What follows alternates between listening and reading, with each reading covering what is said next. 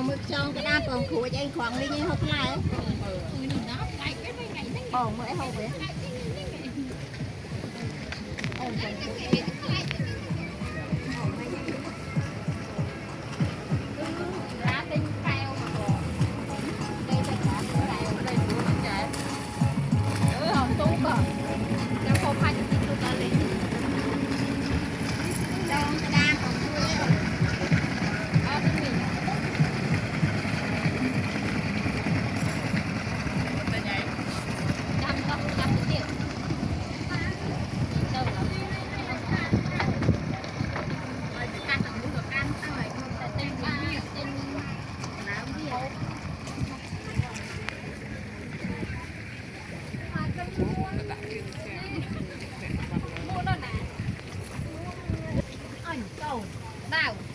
Sini anh cái hao gì chị? Hả? Lì ấy kìa.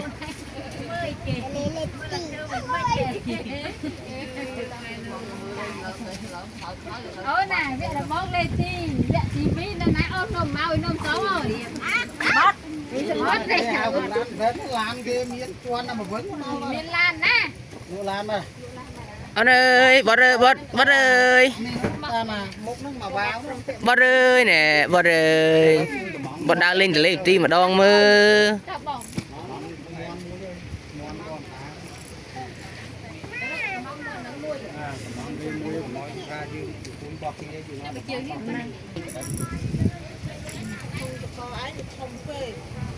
Ô tao ơi, cái lắp ơi. tóc mến mình Chà ơi, bớt ơi. Thì ta vừa dương vô bao khi mốc thì học lại cho hồi ta vừa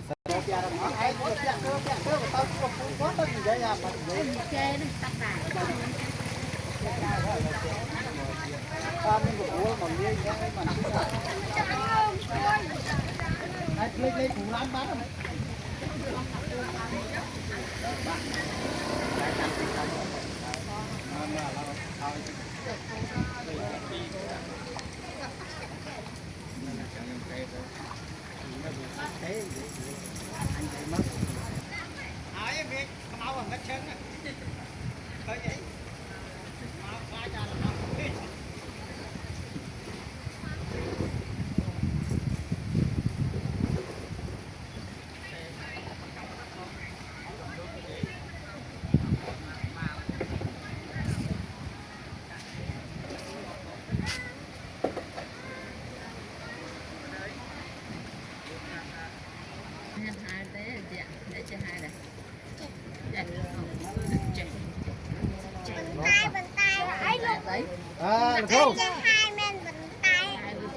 Không màu lên lên tim lên rồi thôi nó lên tim